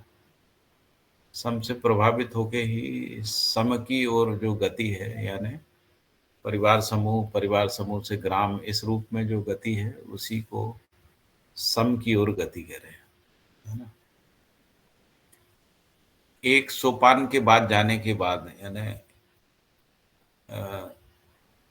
8वें सोपान तक, 7वें 8वें सोपान के बाद जो है लोकेशना खत्म हो जाती है। जैसे शुरू में पुत्रेष्णा रहती है। पुत्रेष्णा का मतलब है जब एक परिवार मिलजुल के एक परिवार बन जाए, जिसको हम लोग परिवार बनना कहते हैं। पुत्रेष्णा मतलब पुत्र, जनबल कामना। तो जनबल कब बनता है? जब हम गठित हो जाते हैं। अभी हम परिवार के रूप में गठित नहीं है, इसलिए परिवार में जो सदस्य हैं उनका सामूहिक बल जो है वो जनबल नहीं बना है ना, इसलिए पुत्रेष्णा प्रमाणित नहीं हुई है ना। तो पुत्रेष्णा का प्रमाण तभी आता है जब हम गठित हो जाते हैं, एक एकत्व को प्राप्त कर लेते हैं, यानी एक आचरण हो जाता है, तब वो परिवार का बल बनता है ना। अभी परिवार का बल नहीं है, व्यक्ति का बल है। व्यक्ति में परिवार में कोई एक व्यक्ति समझदार होता है तो उसकी समझदारी के बल से परिवार रहता है ना। जब परिवार समझदार हो जाता है तब परिवार का बल हो जाता है, उसमें व्यक्ति का बल तो शामिल ही रहता है। तो इसी को जनबल कह रहे हैं ना। जनबल जब गठन की ओर बढ़ता है तभी परिवार समूह के रूप में जनबल कामना और बलवान होती है ना। तो परिवार समूह के रूप में जनबल जो है और बल को प्राप्त करता है। इस प्रकार से जनबल कामना को हम समझ सकते हैं। फिर इसके बाद जब हम इकट्ठे होते हैं तभी हमको उत्पादन का आवश्यकता रहती है। जैसे जो जीव में गठन नहीं है ना, परिवार के रूप में गठन नहीं है, इसलिए सभी जीव अपना अपना खाते पीते हैं ना। उनमें वित्तेषणा का प्रमाण नहीं है ना। मानव में वित्तेषणा है, क्योंकि मानव संगठित रूप से उत्पादन करता है और उत्पादन के बाद वस्तुएं सुलभता के रूप में वित्तेषणा यानी धनबल कामना को प्रमाणित करता है ना। इसीलिए मानव का दूसरा जो लक्ष्य है वो समृद्धि है। समृद्धि अक्षुण्णता के साथ मानव परंपरा में गठन पूर्वक ही होती है। जब परिवार समूह के रूप में गठित होना शुरू होते हैं, ग्राम समूह के रूप में गठित हो जाते हैं, तभी समृद्धि की अक्षुण्णता होती है ना, तभी धन बल बनता है। अभी धन बल नहीं है। व्यक्ति के पास जो धन है, व्यक्तिवादी जो संपत्ति है, वो बल नहीं है सामाजिकता के अर्थ में, है ना। इसलिए व्यक्तिवादी पूंजी सामाजिक बल को पैदा नहीं कर पाती।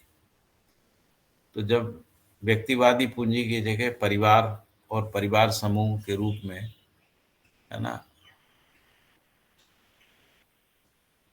जब धन बनता है, उसी को कहा कि धन समाज की संपत्ति के रूप में बनता है, तब धन बल बनता है और तब वो सामाजिकता में नियोजित होकर सामाजिकता को पैदा करता है।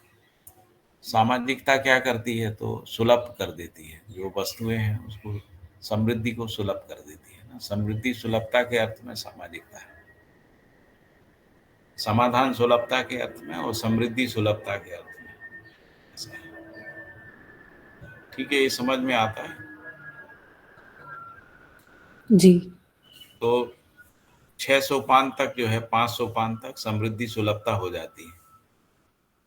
समाधान सुलभता के लिए शिक्षा संस्कार व्यवस्थाएं जो है वो 6, 7, 8 सोपान तक काम करती है। 8वें सोपान के बाद शिक्षा जो है सर्व मानव में सुलभ हो जाती है, इसलिए लोकेशना समाप्त हो जाती है। इसलिए जो दिव्य मानव है वो लोकेशना से मुक्त होके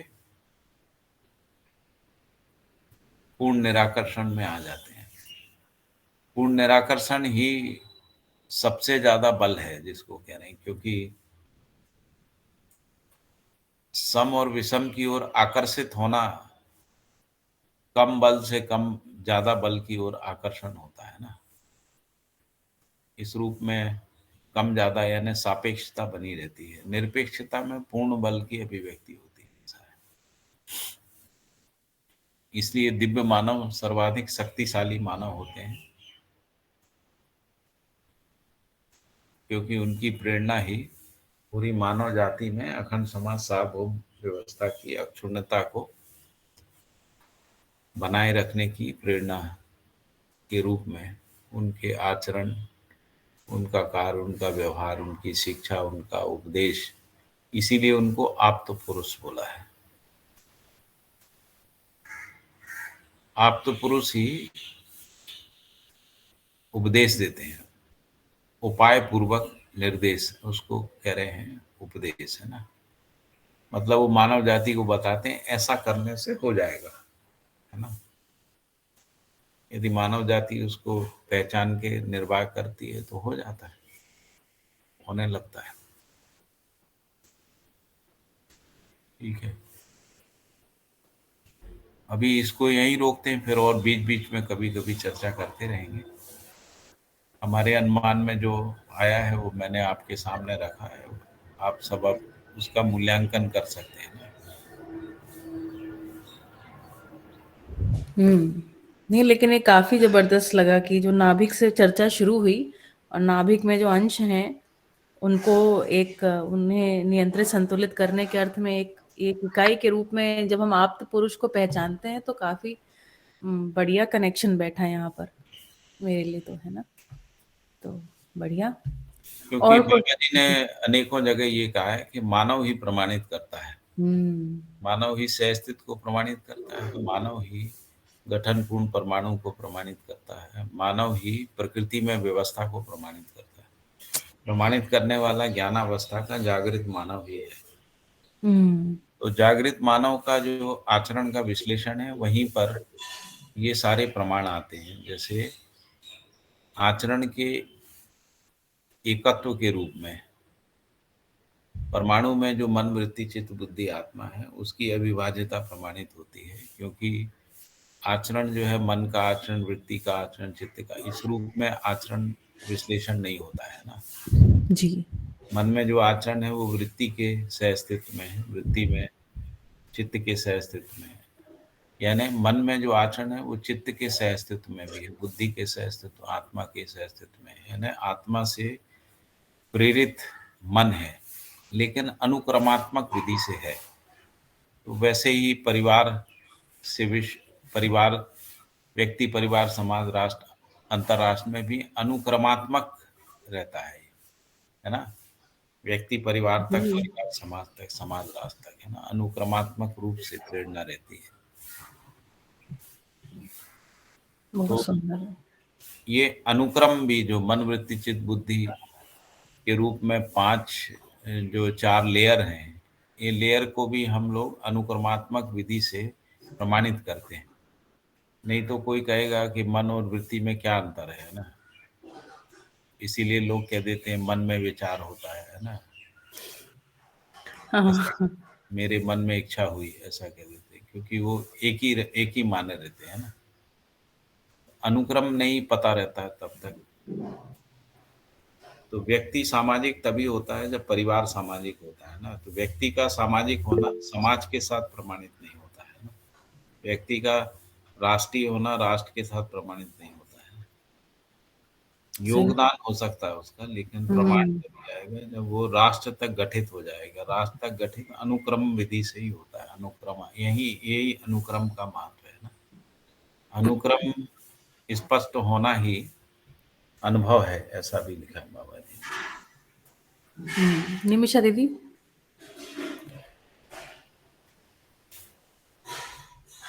सॉरी, ऐप से ही रेज हो गया है, सॉरी टच हो गया था, अच्छा सॉरी। कोई बात नहीं। संध्या दीदी ने रेज किया फिर। भैया जी नमस्ते। भैया यहाँ पर हमारी एक ये आस्था भी टूटती है, जहाँ पर अभी आपने बोला कि जो दिव्य मानव और आप पुरुष के रूप में जो उनका चरित्र आचरण जो है वो प्रेरणा स्वरूप है। तो यहाँ हम लोग जो है जो दिव्य जनों को लेकर चलते हैं और आस्था के रूप में उनकी पूजा आराधना जो करते हैं, वहां पर हमारी ये आस्था विधि भी थोड़ी सी टूटती है। आपने अभी ये बोला कि वो मानव के रूप में ही हमारे लिए मतलब क्या शब्द बोलेंगे इसके लिए, वो जीते जी ही हमें शरीर के साथ रहते हुए ही हमारे साथ जो आचरण में रहे वो ही हमारी प्रेरणा है। बाद में जो है वो हमारे साथ हम अभी ये मानकर चलते हैं कि अभी उनके आशीर्वाद से उनकी ब्लेसिंग से ही हमारे सारे काम हो रहे हैं। वो सारी चीजें टूटती हैं यहाँ पर। इसको थोड़ा और समझाइए। ठीक, आपने ठीक ही बोला है। जो प्रेरणा रहती है वो मानव रूप में ही रहती है ना, जो जिसको प्रत्यक्ष प्रेरणा बोलेंगे ना। जी भाई। तो प्रमाणित प्रेरणा है ना, प्रत्यक्ष भी है प्रमाणित भी है, बाकी परोक्ष है।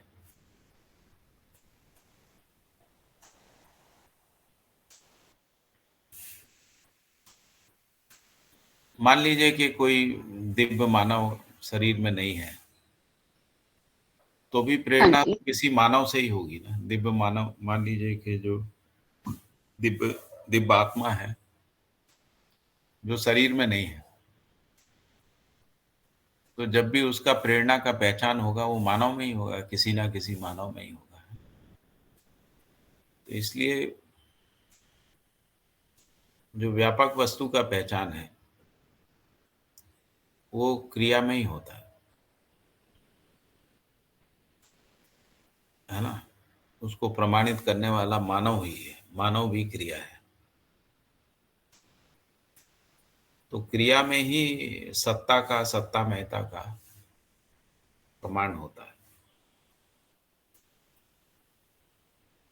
ठीक है, ठीक, बहुत बढ़िया।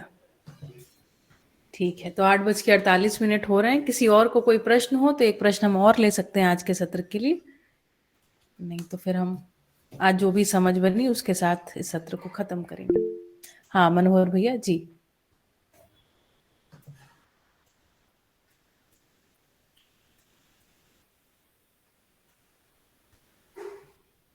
आप अपने आप को अनम्यूट करके बोल सकते हैं।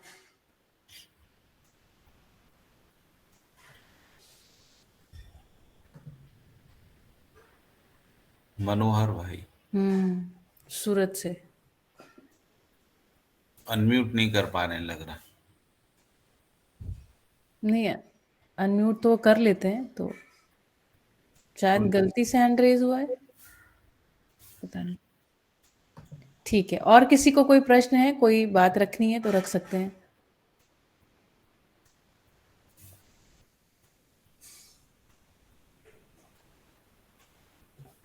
ठीक मैं है, ये कह रहा था कल और परसों जो है ना हम यात्रा में रहेंगे, तो आप अपना सेशन कंटिन्यू रखिएगा।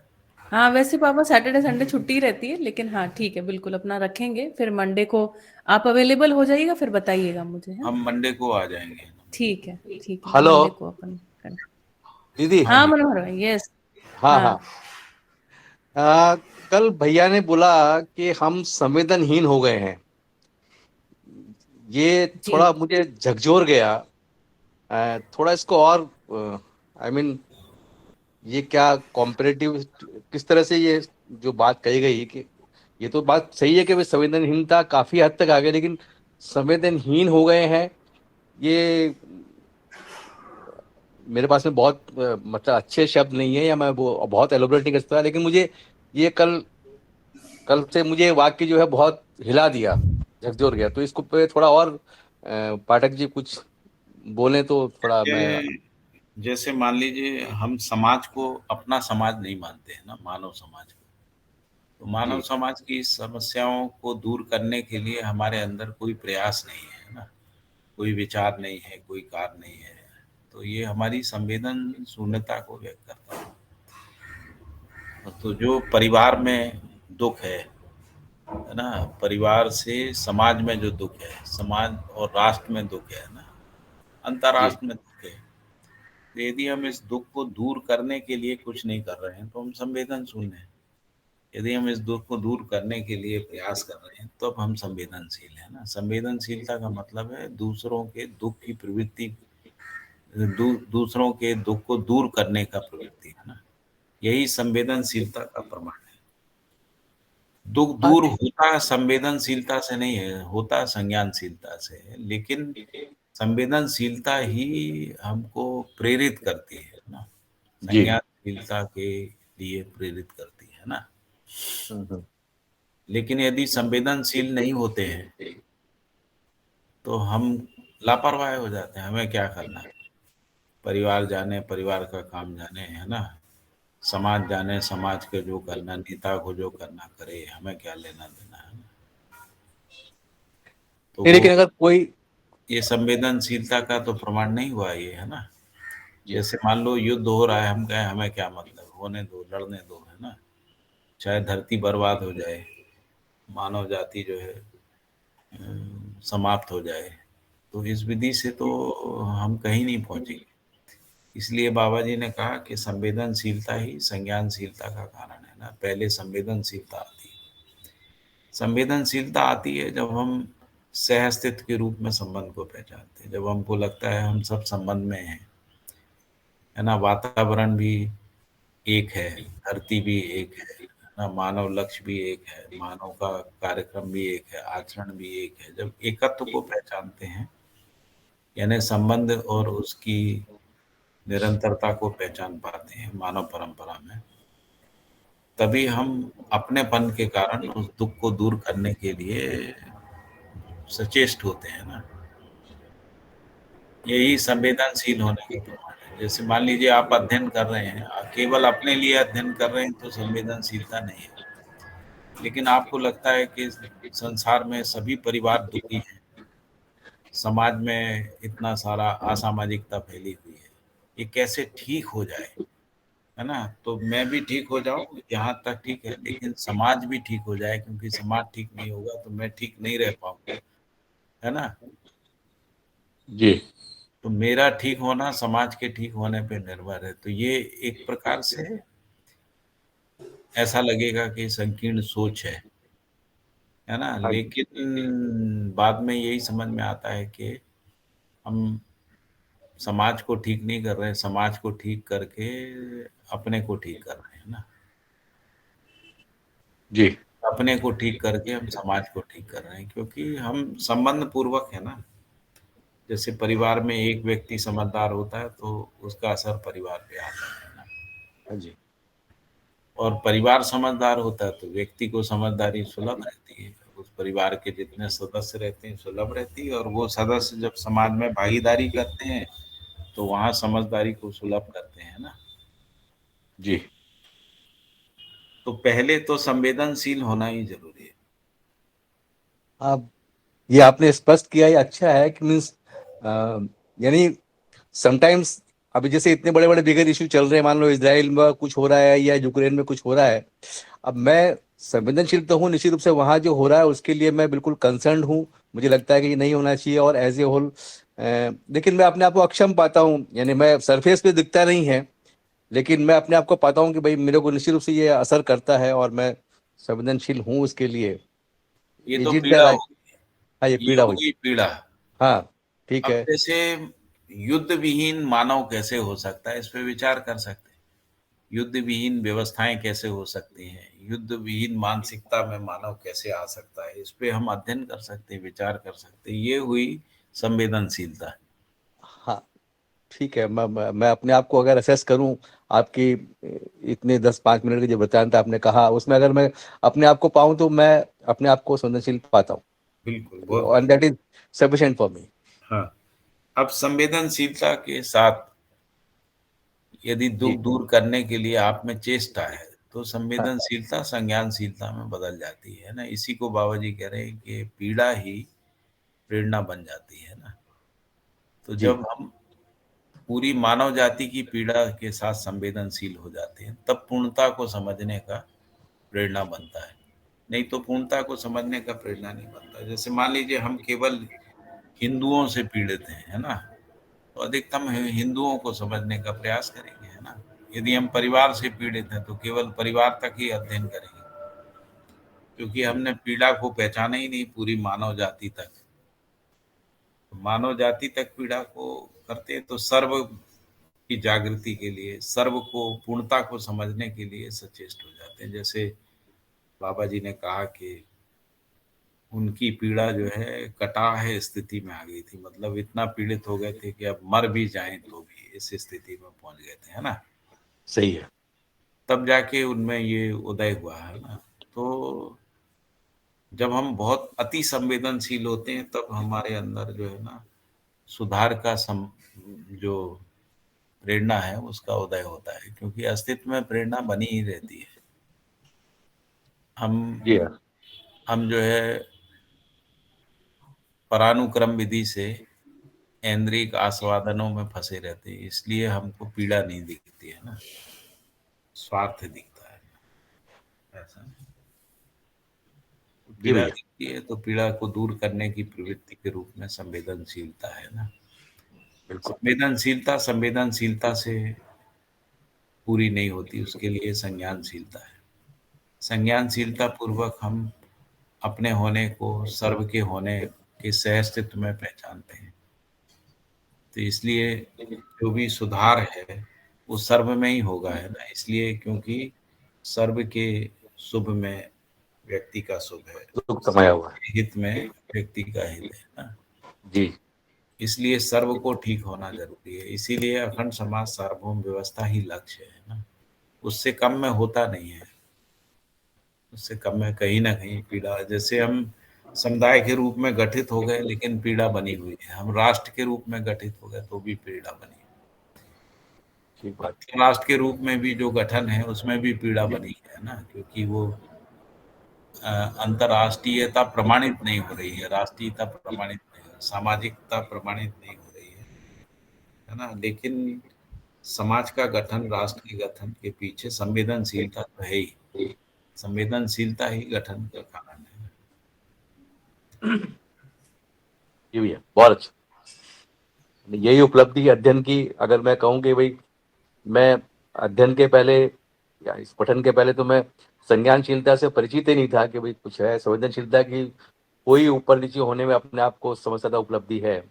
लेकिन ये अध्ययन की अगर कोई उपलब्धि है तो सबसे बड़ी यही है कि संज्ञानशीलता में ही हम कुछ कर पाएंगे अपने आप के इसीलिए लिए। बाबा और जी ने व्यक्तिवादी आध्यात्म को नकारा है ना, जी क्योंकि व्यक्तिवादी आध्यात्म का मल्टीप्लिकेशन नहीं होता है ना।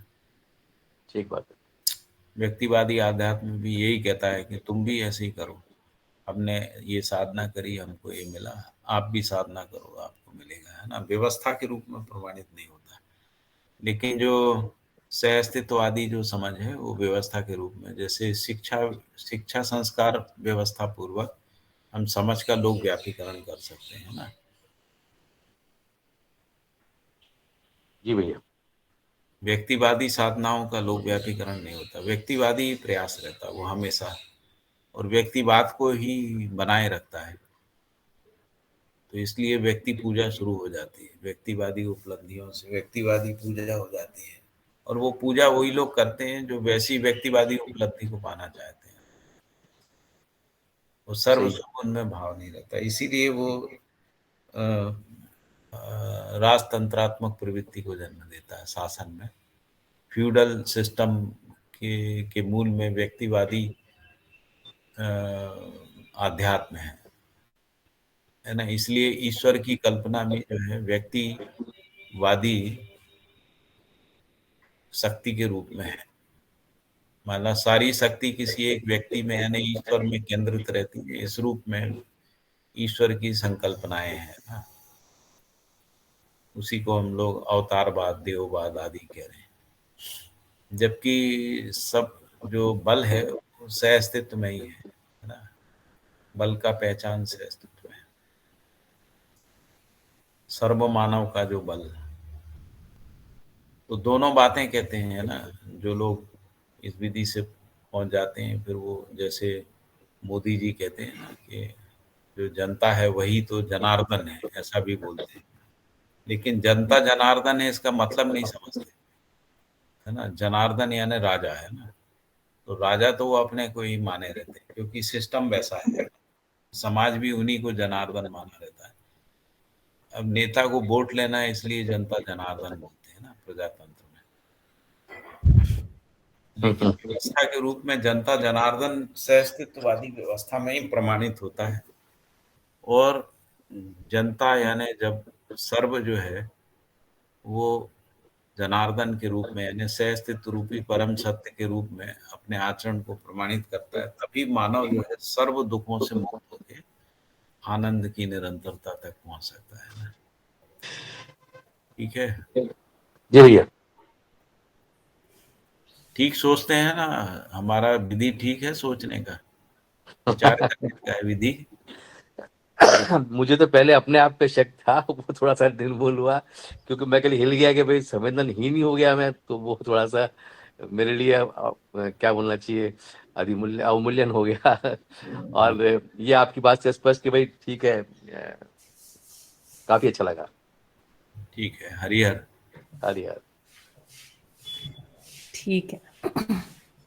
काफी बढ़िया ये डिस्कशन रहा, जो मनोहर भाई ने प्रश्न पूछा ना।